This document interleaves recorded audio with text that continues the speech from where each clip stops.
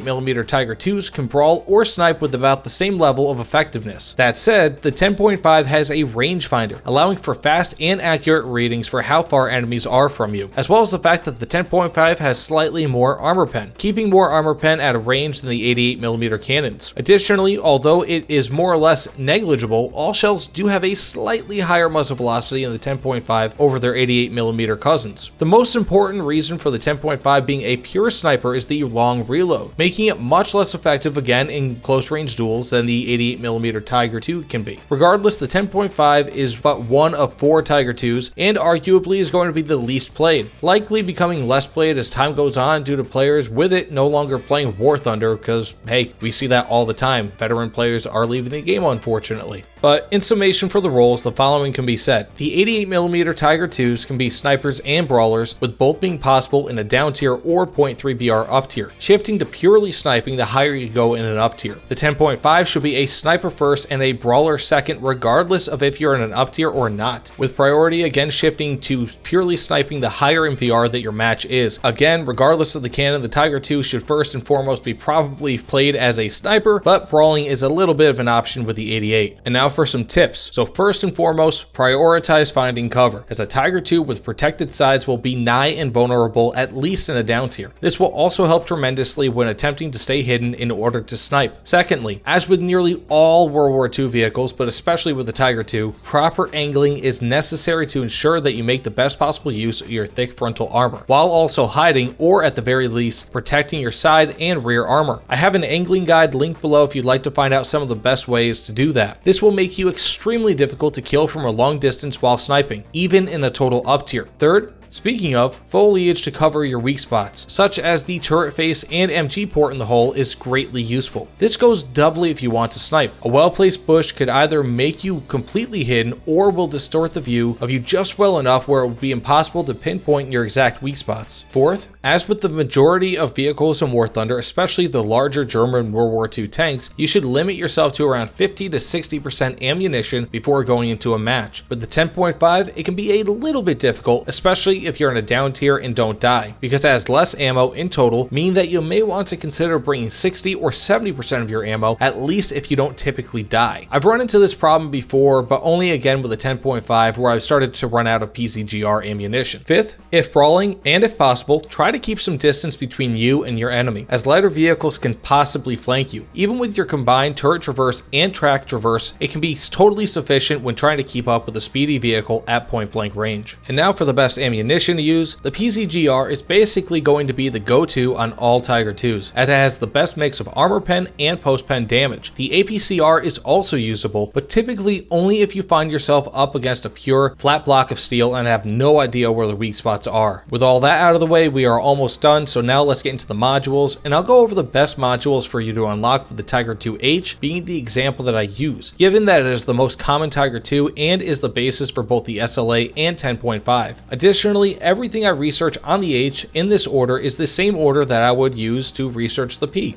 Okay, so let's get into the modules real quick, and at this point I'll just kind of start off with the parts. So obviously you want to get parts first, very important. Secondly, FPE, again very important.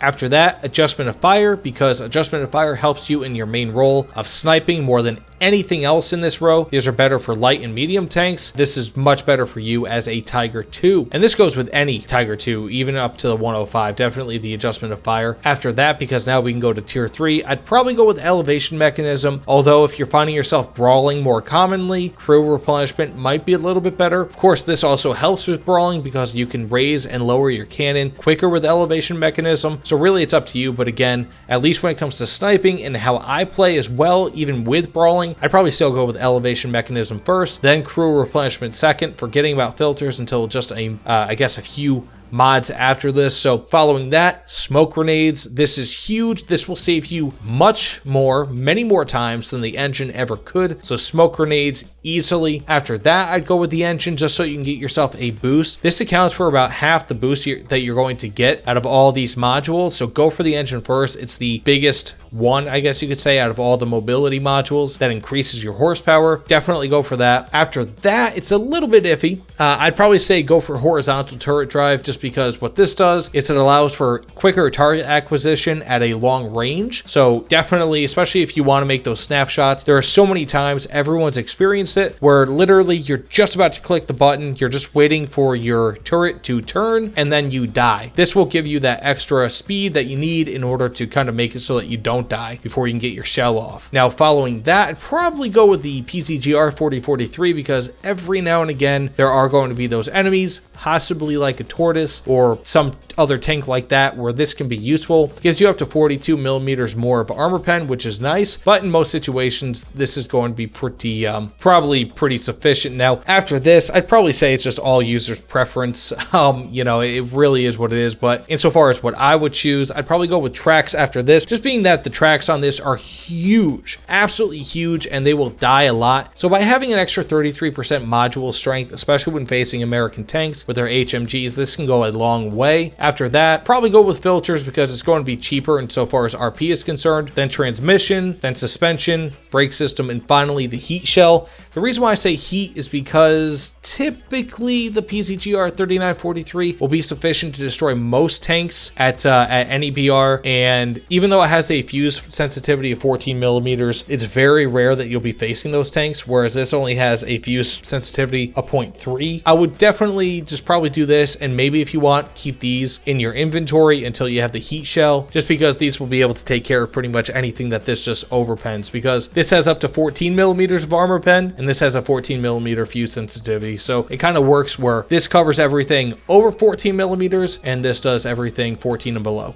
So pretty much just like that. And now for some final advice. Though I've pretty much summed up the Tiger II and everything you should do or should not do in it, I feel that the biggest takeaway here is that no matter how powerful you feel in this vehicle, you need to remember that it can and will die if you're too brash with it. Even a standard M4 Sherman can severely damage the Tiger II from the front with a well-placed or lucky shot. If you charge into battle, especially without your flanks covered, you can and will die, as this is a huge and obvious target for enemies. Not to mention the fact that this tank will be facing tanks with APDS, Heat FS, and even, on occasion, APFSDS and ATGM. So you really want to make sure that you keep yourself hidden and don't just go charging into battle, because that frontal armor can turn into useless in just a matter of moments. Further, while brawling is a definite role that you can fill, especially with the 88mm cannon, you should try to stay at a distance and possibly ride the flanks on the battlefield, keeping hidden and using your cannon for sniping. This is where the Tiger II truly excels. Your goal is to maximize your strength and minimize your weaknesses. Ergo, if you stay hidden, cover your flanks, and have a somewhat good view of where the enemy is, you should walk away from any given match with no fewer than 2 or 3 kills, and that's if the enemy wises up to where you are. Otherwise, you can just keep killing enemies. It's that good. The Tiger II in all of its forms is one of the best snipers in game and can kill nearly any tank it fights with ease due to its cannon, ammunition, armor, and speed. If you can use all of these strengths well, you will do very well in any match that you're in, regardless of if it's in an up tier or a down tier. That said, thanks so much for watching, everyone. This video was quite literally weeks in the making, so please give me a like, a subscription, whatever you'd like, as that is the ultimate show of support for my channel, especially if you genuinely enjoyed my content. Please let me know what you thought about my video in the comments below as well. Either way, thanks again for watching, and I'll see you all on the other side. Take care, everyone.